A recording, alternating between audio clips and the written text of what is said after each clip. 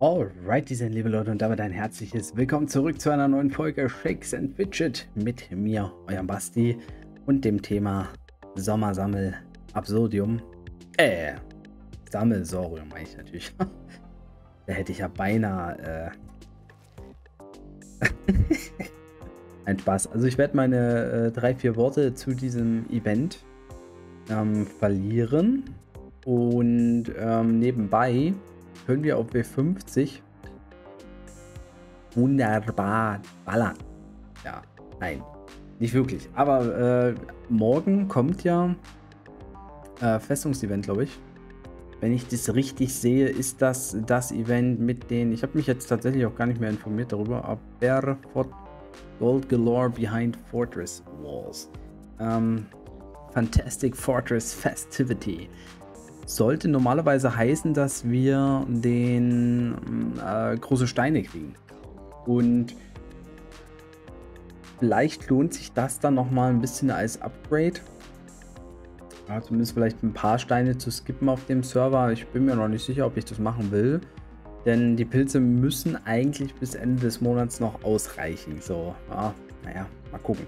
Heute können wir aber wieder im Schatten weitergehen, denn ich habe die nächste Dungeon-Etage bekommen. Ja, ein bisschen geskillt habe ich zuletzt. Wir haben hier einen Stein eingesetzt. Ah ja, genau. Und vom Epic-Event her jetzt die Waffen. Da habe ich noch nicht wirklich viel gemacht, aber ich glaube, ich bin geneigt, dieses zu nehmen. Eigentlich ja, wäre es jetzt nice gewesen. Entweder ich warte noch, aber ich will nicht warten mit dem Video, oder, also wegen dem Event, dass ich halt große Steine kriege. Also ob ich einen Stärkestein kriege, weiß ich nicht. Aber damit ich große Steine kriege. Den Weg kann ich gehen, um zu sagen, wir holen uns halt einfach den Stein. Zack. Attributieren das wieder auch und dann passt das. Ja, auf dem Server, bevor wir gleich noch zum Thema kommen, wäre es nice, wenn die Hexe mal eine geile Rolle ausspuckt. Die erste war ja mal, also das Schlechteste, was man, glaube ich, kriegen kann. Ich meine, wir sind jetzt bei 98,94%. Vielleicht geht es heute auf 100 hoch oder morgen. Und dann dauert es, glaube ich, noch einen Tag oder so, bis die Rolle da ist. Also vielleicht zum Ende des Wochenendes haben wir die dann da. Und schön wäre natürlich Schadensrolle oder First Try oder halt mehr XP, mehr Gold, mehr Pilze meinetwegen. Also das, ja, darüber würde man sich schon ein bisschen ehren freuen. Gut, die 30 Sekunden weniger Alu, die brauche ich jetzt auch nicht. Aber es gibt natürlich Spieler, die auch haben wollen. Und da kommen wir jetzt auch zum Thema das Event. Und das gucken wir uns jetzt mal nochmal an hier bei mir. Ich habe jetzt auf 3 Servern 3 Tage gespielt. Also mir das Event angeguckt. Und also für die es jetzt immer noch nicht checken sollten, ist dieses Event hier, gibt euch noch im Prinzip 10 Tage lang Aufgaben vor. Für die Aufgaben gibt es 15 bzw. 15 Punkte. Das Ziel ist es, Punkte zu sammeln, damit man auf 300 Punkte kommt, um einen großen legendären Edelstein zu bekommen. Dazwischen gibt es noch Gold zu gewinnen und dazwischen gibt es noch 100 Sanduhren zu gewinnen. Diese Aufgaben sind tatsächliche normale Features aus dem Spiel. Zum Beispiel muss ich jetzt 2 Stunden Stadtwache machen, kriege 5 Punkte dafür, kämpfe zweimal in den Dungeons, dafür gibt es 10 Punkte, greife 4-mal Festung an, dafür gibt es 15 Punkte. So, das können wir jetzt mal machen. Ja, ich habe Festung. Ich muss 4-mal in der Festung angreifen. Ja, wir können das nochmal fix hier erledigen. Das heißt noch nicht mal, dass ich gewinnen muss. Ich glaube, ich kann auch verlieren, aber gut, ich habe jetzt halt 4-mal gewonnen. Dann müssten wir die 15 Punkte haben. Haben wir jetzt auch bekommen und damit sind wir auf 100 Punkte. Ich wette, das ist dann... Ah ja, das bei 200, das bei 150 und das bei 200. Jetzt ist erstmal das Thema, wie viel Gold kriegen wir denn? Denn das konnte man ja noch nicht klären. 1,563 Millionen Gold und vielleicht gibt es dann die dreifache Menge, weil ja 3 Goldbarren drauf sind. 1,563 für dieses Level.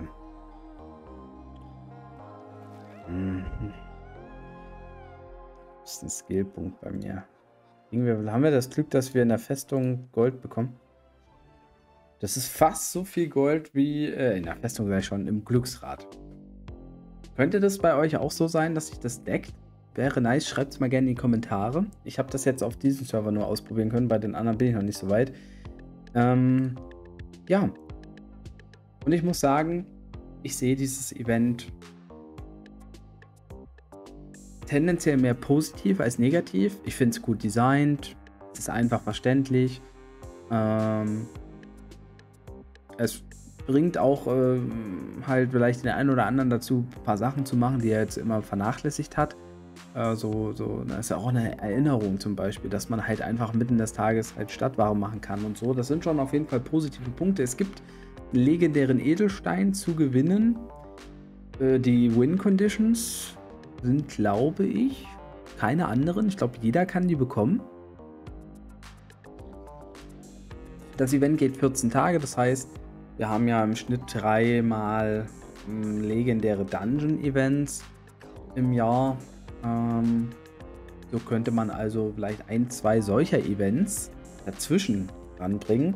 Das ist an sich auch gut und wer weiß, was da noch kommt. Ich finde es an sich vom Groben her stimmig, aber es gibt auch Kritikpunkte, zu Recht. Denn zum einen, ja, also ich finde, das Gold ist jetzt nicht mega viel, aber das sollte man normalerweise halt kriegen. Ich denke auch 150 Punkte sind gut machbar. Wo es ein bisschen schwieriger wird, ist, finde ich, mit dem Thema. 100 Sanduhren sind für viele Spieler leider auch nicht sehr worthy. Für viele. Ich sage nicht für alle. Ein Free-to-Play-Spieler, der Zeit hat, Free-to-Play zu spielen, der sammelt natürlich Sanduhren durch die Quests. Für den sind 100 Sanduhren tendenziell vielleicht ganz nice, wenn er halt häufiger auch mal Fälle hat, wo er halt nicht so viel Zeit hat. Das will ich gar nicht absprechen, also es schadet auf jeden Fall nicht, Treibsanduhren zu kriegen. Man kann ja auch mit 100 Treibsanduhren vielleicht zum Beispiel in den Würfelspieler mal reingehen oder den Würfelspieler schneller machen, wenn man dafür wenig Zeit hat. Ne? Das ist jetzt prinzipiell jetzt nicht schlecht. Und natürlich den großen Edelstein zu kriegen, das ist prinzipiell auch nicht schlecht. Ne? Also das will ich nicht kritisieren. Die Sache ist, auf diesem Server, ne, ich habe ja gesagt, ich habe auf 3 Servern gespielt, jetzt 3 Tage lang komplett.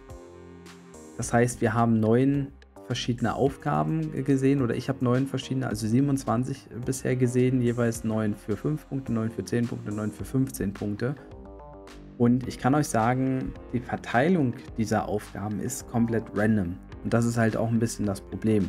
Es gibt Fälle, da muss man, also das, was ich bisher mitbekommen habe, zum Beispiel 10 Mal blättern im Laden, um 10 oder 15 Punkte zu kriegen.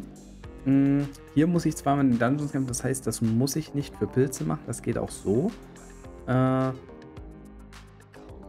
Blöd ist halt nur, dass ich auf einem Server wirklich bisher da schlechter wegkam. Ich habe mir gesagt, ich nehme nur Quests oder Aufgaben an, wo ich keine Pilze ausgeben muss. Ja, mal gucken, wie es auf S41 ist. Bei S41 bin ich tatsächlich nur bei 65 Punkten. Das sind jetzt bei 3 Tagen im Schnitt 20 Punkte. Rechnen wir das mal 14 hoch, komme ich nicht auf 300. Kann diesen Edelstein halt nicht kriegen. Hier muss ich 20 Mal sogar im Shop blättern. Das habe ich, glaube ich, das erste Mal gehabt. Also sprich, die 15 Punkte kriege ich nur, wenn ich 20 Pilze ausgebe. Weil Blättern bedeutet ja tatsächlich auch Blättern. Das bedeutet nicht, dass ich mir hier was rauskaufe, oder? Ich kann es ja mal probieren, zack. Das zählt, ich denke nicht. Das wäre jetzt... Ne, zählt nicht. Kämpfe 3-mal in der Arena, dafür muss ich keine Pilze ausgeben, drehe 4-mal im Rad, naja. Also wenn man sich keine Lucky Coins farmt, müsste ich hier auch Pilze, also ich müsste hier eigentlich 24 Pilze ausgeben für 25 Punkte. Das ist ein sehr großes negatives Beispiel und ich weiß, dass es Spieler gibt, die das häufiger haben. Und da sehe ich dieses Problem in diesem Event. Klar, wir wollen uns nicht aufregen über alles, was wir prinzipiell gratis kriegen. Man muss ein bisschen was dafür tun. Man muss auch ein bisschen Zeit einplanen. Das finde ich alles okay. Manche Pilzer, die juckt es nicht. Die achten da nicht drauf. Und die Free-to-Play-Spieler, die nehmen natürlich alles gerne mit. Es gibt aber auch Pilzer, die darauf achten und das spielen wollen. Ne? Ich ja prinzipiell eigentlich auch. Aber warum muss man dieses Thema mit Pilzen verbinden? Ich meine, der Value ist, ich sag mal, der Value ist, ja, wenn ich ja jetzt mal den Edelstein rausnehme, ist der Value jetzt nicht so hoch. Und ich könnte mir vorstellen, dass es einige Spieler gibt, die ohne Pilze irgendwie eben machen, die vielleicht sogar weniger Punkte jetzt hatten als ich. Und ich finde das halt schade, weil das bedeutet im Umkehrschluss, es ist nicht gewährleistet, dass du ohne Pilze den Edelstein kriegst. Ja. Es gibt natürlich auch Pilzer, die sagen, das juckt mir auch nicht, ich brauche diesen Edelstein nicht, weil vielleicht auf einem neuen Server, der Stein ist sehr schnell wieder alt. Es ist ja auch nicht gesagt, dass der Stein, es ist zwar ein großer Stein, aber es ist nicht gesagt, welchen Wert der große Stein letztendlich hat. Ja, also jeden Stein, den ihr farmt, der ist abhängig, also der Wert, der da rauskommt, ist abhängig davon, auch bei großen Steinen zum Beispiel, wie weit eure Mine ausgebaut ist, wie hoch euer Level ist, wie hoch die Ritterhalle der Gilde ist. Ja, und da gibt es halt immer einen minimalen und maximalen Wert und es kann sein, dass der Stein halt nicht den maximalen Wert hat. Also die Pilzer hätten sich gefreut, wenn der Stein definitiv den maximalen Wert hat, weil dann ist es sicherlich einer, den man immer einsetzen kann. Das kritisieren die Pilzer vor allen Dingen, das kritisiere ich jetzt nicht, denn ich denke, dass so ein Stein für mich schon auch ganz okay wäre. Ich finde nur diese eben Verteilung wie hier auf dem Server jetzt, ne, Stand jetzt, nach den ersten 4 Tagen habe ich wirklich ja fast alles ohne Pilze bekommen. Ne? Also das Maximale an Punkten, was ich haben kann, wären 115 von 120. Ja, damit habe ich eine gute Tendenz, an den Edelstein zu kommen. Ne? Da würde ich mich gar nicht beschweren. Aber warum muss das so random? Also klar, das ist ja random. Shakes and Fidget ist immer random. Aber warum muss man dann solche Aufgaben wie 20 mal Blättern drin haben? Warum reicht es nicht zu sagen, zum Beispiel kämpfe 4 mal im Dungeon? Da kannst du Pilze ausgeben, aber du kannst tendenziell auch einfach warten. Ne? Oder warum heißt es, blättere 20 Mal, 10 Mal oder 5 Mal, warum kann es nicht heißen, kaufe 5 Sachen aus den Läden? Ja, dann kann man sich immer noch überlegen, will man einen Pilz ausgeben, will man vielleicht lieber Gold ausgeben dafür? Warum muss es so auf das Pilzen auch aus sein, dieses Event? Warum muss man versuchen, den Spieler zu pushen, dafür ein paar Pilze auszugeben? Da, ne, weil sie sagen, sie schenken ja ein bisschen was, könnten sie sich das wieder reinholen. Aber ich finde, dadurch, dass viele Pilzer darauf gar nicht achten und dass ja auch gesagt wird, macht nur die Tasks, die ihr sowieso machen wollt und macht das andere nicht, dann kann man sich auch dieses Event letztendlich sparen, weil ich finde, es ist schon sehr auf den ersten Blick Free-to-Play freundlich, aber im Detail kann sich der Spieler das ja gar nicht aussuchen. Ja? Oder dass man gesagt hätte, man nimmt halt die 5-Punkte-Quest nur. Dass die tendenziell für Pilze ist. Ja? Also dass die Pilzen, den Quest nur für 5 Punkte machbar sind.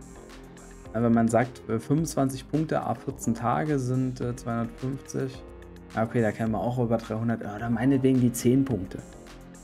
Ja, dann würde man 20 Punkte pro Tag Free-to-Play kriegen. Bei 14 Tagen wären wir bei 280 Punkten. Na, da müsste man auf jeden Fall vielleicht pilzende Abenteuer annehmen, wenn man den Edelstein haben will. Irgendwie so. Na, ja, dass das Spiel maximal 3x10 Punkte, dass man irgendeine Formel einbringt. Oder man lässt halt wirklich die Abenteuer oder die Tasks, die nur für Pilze sind, halt komplett weg. Wäre das einfachste gewesen. Ja, also die Tasks, wo man wahlweise Pilze ausgeben kann, kann man gerne drin lassen. Ich glaube, der Faktor des Spaßes und dass dieses Event auch aktiv gespielt wird, wäre dadurch viel größer. Und vielleicht wäre der Mehrwert dadurch auch größer bei Shakes and Fidget, weil wenn du einen Free-to-Play-Spieler hast, der muss sich schon an so vielen Funktionen muss er überlegen, wo gebe ich denn Pilze aus? Ja, warum muss man das bei so einem zeitlichen Event dann auch machen? Um die Belohnung zu halten. Ich sag mal, beim legendären Dungeon muss der Spieler keine Pilze ausgeben, um ein legendäres Item zu bekommen. Er muss nur Pilze ausgeben, wenn er halt mehrere legendäre Items bekommen will. Aber dann kann er wenigstens trotzdem ein legendäres Item bekommen.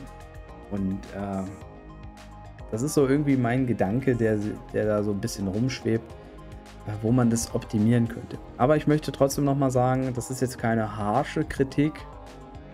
Ich finde es gut, dass sie sowas machen. Ich finde es, wie gesagt, im Prinzip auch gut umgesetzt. Ja, aber es ist halt leider dieser Random-Faktor und die Tatsache, dass einige Tasks sehr pilzlastig sind, dass es wirklich jemanden treffen kann, der permanent immer nur Aufgaben hat für Pilzen. Ja, und der kann dann die 300 Punkte nicht schaffen, wenn er keine Pilze ausgeben kann. Und dieser Fakt sollte eigentlich verhindert werden, seitens des Betreibers, aus meiner Sicht. Das heißt ja auch nicht, dass das für immer so ist. Es kann ja sein, dass sie beim nächsten Event da auch ein paar Änderungen bringen oder so, würde mich sehr freuen. Ich bin mal gespannt, wie es bei mir hier auf diesem Server weitergeht. Da sieht es ja wirklich, wirklich sehr, sehr gut aus. So, am Ende wollen wir jetzt aber doch noch ein paar Pilze ausgeben. Viel Zeit habe ich jetzt nicht mehr fürs Video. Nehmen wir uns erstmal Portalbonus mit. Im Mondportal werden wir heute zwar schaffen, aber maximal spät. Das war okay. Das war ganz nice. Und schauen wir mal, ob wir hier ein bisschen noch zur Potte kommen. Ja. Es wird natürlich nicht einfacher. Ja, das ist ganz klar. Auch in der Schattenwelt wird es nicht einfacher. Die Gegner werden stärker, die Items werden besser, die man bekommt. Da fällt mir ein, ich wollte, glaube ich, genau das Ding reinwerfen. Dann kann ich mir nämlich hier den Stein zurückholen, um diesen Gürtel hier auszurüsten. Genau, da wollte ich mal. So, wunderbar. Was haben wir bekommen? Das können wir auf jeden Fall zerlegen. 328 Stärke wäre ein Upgrade, aber nö. Ist jetzt nicht lebensnotwendig. Wieder Geschickgegner. Also beim 7. Versuch gefallen, sehr gut. Ja, auch leider hier kein Sockel drin. Aber na gut, hier wäre es eigentlich wurscht gewesen. Hier braucht man den nicht. Hier braucht man den definitiv nicht. Ja, hier könnte man sich tatsächlich überlegen, einen Epic einzusetzen. Auf diesem Char. Aber ich müsste wieder 45 Pilze ausgeben, 55 Pilze ausgeben dafür. Und das ist mir too much. Das ist mir einfach too much. Kristalle brauche ich eigentlich nicht so viel. Ich bräuchte mehr Metalle. Also normale Gegenstände, deshalb lasse ich das mal. Genau sowas hier. Zerlegen. Let's go. Schauen wir mal weiter. Lava-Blob, Intelligenzgegner. Da kann der Berserker punkten. Und da haben wir auf jeden Fall was bekommen, was ein Slot hat. 332 Stärke. Uiuiui. Schönes Item, wenig Rüstung. Aber so gut, dass ich sagen würde, wir nehmen es hier rein. Ja. Oh, ich habe mich verdrückt.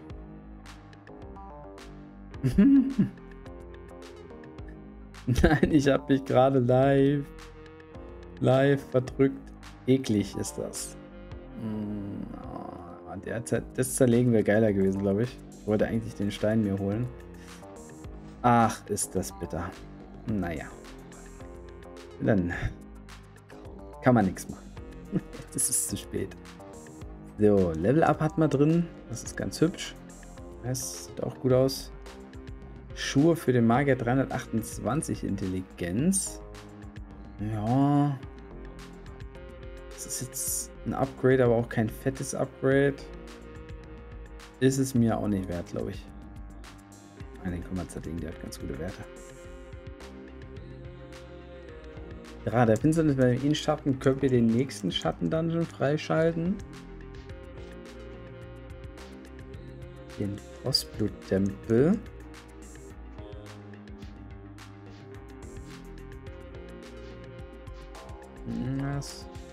Hartnäckig, wollte ich gerade sagen, aber nice.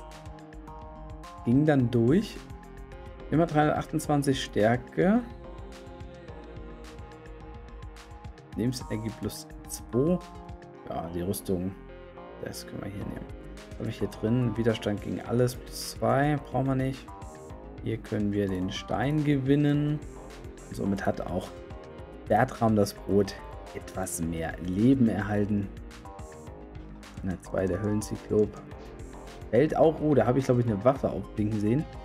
Eine schöne Waffe für den Magier, Mark Wahlberg. Mit 6% Runenschaden.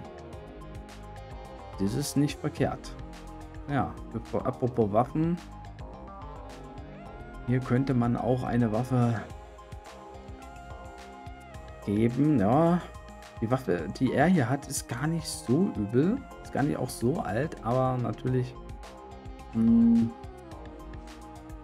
Ja, hier macht man es. Hier kann man das mal machen.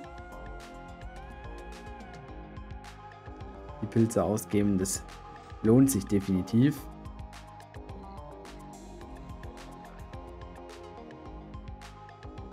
Ja, die Waffe könnte man auch Bertram das Brot geben, ja.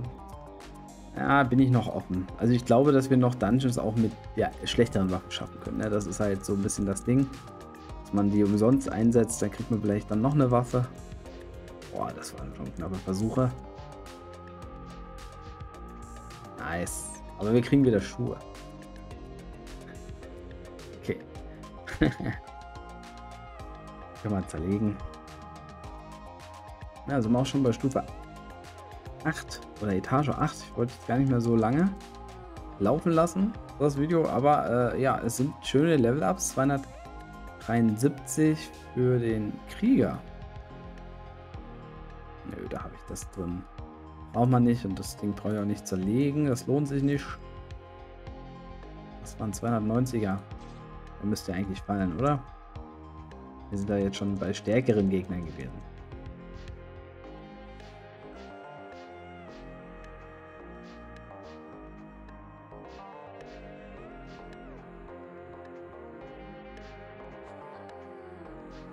Ja.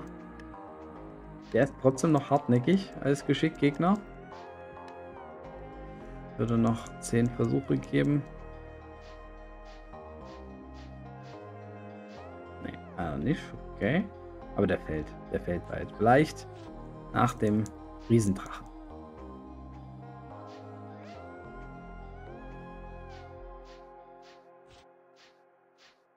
Oder vielleicht braucht hier doch Bertram eine neue Waffe. Oh, auch so knappe Versuche dabei. Das waren jetzt 35.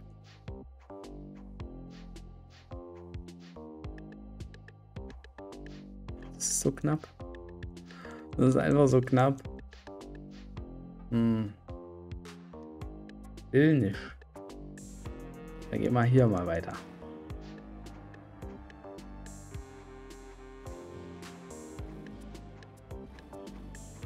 Oh, da sind Schuhe dabei, die kann ich, glaube ich, in den Kessel werfen, ne? Ne, sind gar keine Schuhe dabei. WTF? Dann kann ich es ja auch nicht in den Kessel werfen, wenn keine Schuhe dabei sind. 6% Goldbonus bekommen.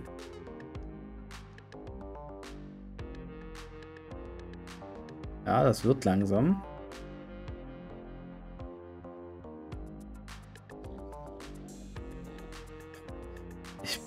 Brauche ja gar nicht die Rune tauschen, ich muss einfach nur das Item tauschen. Das ist ja mal clever gewesen. 8 Millionen. Ne, über 100.000 zumindest Gold. Ganz hübsch.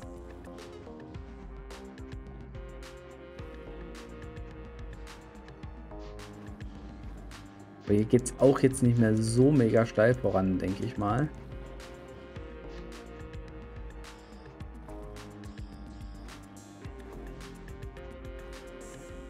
Oder doch? Nochmal ein Level-Up mitnehmen. Oh. Hier habe ich endlich mal Schuhe für den Kessel. Nice.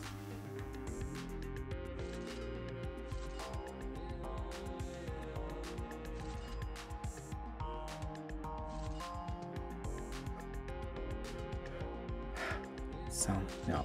Muss dann noch ins Bett, ey. Holen wir uns noch das Level ab und Schattenwelt gucke ich dann mal im Laufe des Tages. Nice, super. Perfekt, freut mich erstmal. Oh, wieder Schuhe für den Kessel. Dann gleich reingehauen.